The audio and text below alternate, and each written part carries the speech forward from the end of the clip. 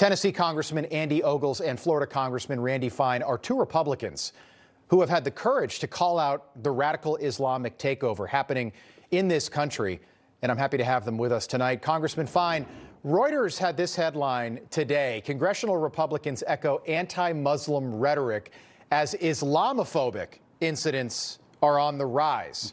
So there have been 4 terrorist attacks by radical Islamic terrorists, allegedly, over the last 18 days, and they're talking about a rise in Islamophobia. Does that make any sense to you? No, and thanks for having me. Look, I think we have to address that we have a problem. Are all Muslims terrorists? No. But the problem is the left would have you believe that no Muslims are terrorists. And it's not just the fact that we've had 5 American Muslims launch 4 terrorist attacks in 4 different states using 3 guns, 2 bombs, and a truck, and they're all yelling the same prayer at the same time. It's interesting because Islamophobia means fear of Islam. And at this point, we have every reason to have that fear, and we need to not be afraid to say that. Yeah, I think there were a lot of people that were Islamophobic after 9/11 because they were afraid of that happening again. Congressman Ogles, your tweet's gotten a lot of attention over the last several days. You tweeted that Muslims don't belong in American society. The left is outraged. Cenk Unger from the Young Turks tweeting that bigotry and hatred are for people like you and your donors. We know you're trying to drive up hatred toward Muslims so we can have more war for Israel. Get out of our country. Can you better explain what you meant by that tweet? Are you talking about radical Islam, or are you talking about just anyone who is Muslim in this country? Well, let's look at the facts. There's been 4 terrorist attacks, the shooting in Virginia, the shooting in Texas, the car attack in Michigan, and the bombs in New York. And as of this morning, there's roughly, keep in mind, there's roughly about 3,000 mosques across the United States of the United States of America. And as of this morning, not a single mosque has condemned the violence.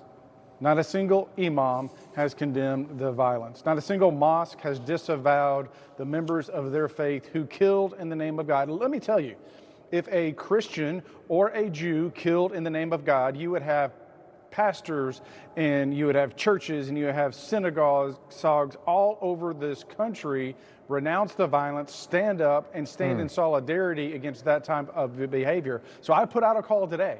I'm willing to talk about peace, the love of God, the love of America, and the love of this country with anyone. But the first thing they have to do is acknowledge that their speech, their hate speech, and their silence is louder than anything that I've put on Twitter. Okay, I understand your point, but are you referring to just Muslim extremists or all Muslims?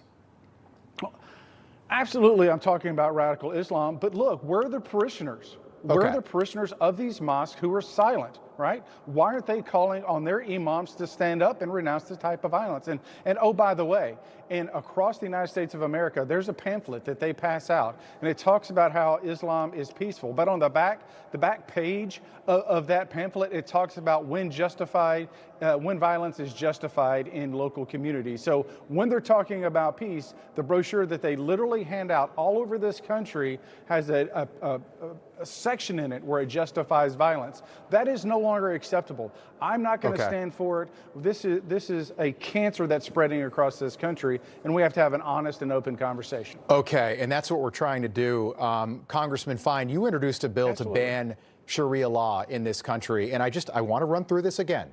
These are some of the rules that are included under Sharia law doctrine. Homosexuality is punishable by death. Criticizing the Quran is punishable by death. Criticizing Muhammad is punishable by death. Husbands can have up to 4 wives. Fathers have the right to marry off their daughters. All of that sounds totally insane to me. Do you think there are Muslims practicing Sharia law in this country, in America right now? I think there's no question that that's happening, and there's no question that they're pushing for it to happen. I think the big issue is this. If you want to practice your religion in peace and privacy, you're welcome to do that in the United States of America. But if practicing your religion means others have to submit to you, that's not okay. So I'm Jewish. I don't eat pork, but I don't expect the grocery store to stop selling it. And a big part of what we're dealing with is mainstream Islam demanding that we change what it means to be in America to accommodate them. And that is not okay. And that's the question. Is this congruent with Western culture and society? I think the answer is clearly no. Critics, Congressman Ogles, will say that this country was founded on religious freedom, so aren't all religions welcome here in America?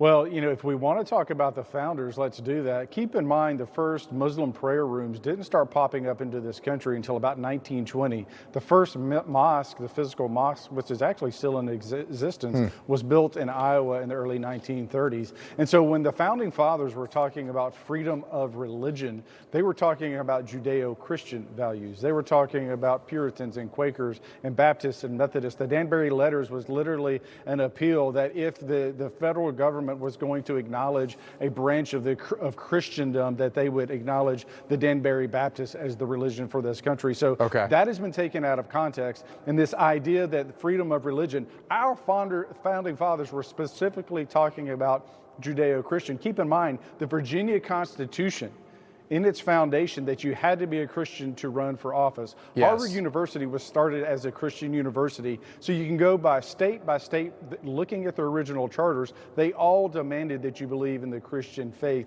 and you put your hand on the Christian Bible to run for office. Now, we can have a separate conversation about that, but we have to understand, absolutely. No, go ahead. I hope you guys will come back, because I want to continue this conversation, because no one is really willing to do this. And I think it's just such an important conversation to have. Congressman Andy Ogles, Congressman Randy Fine, thank you. Appreciate it. Absolutely. Thank you. Sorry to cut you short, sir.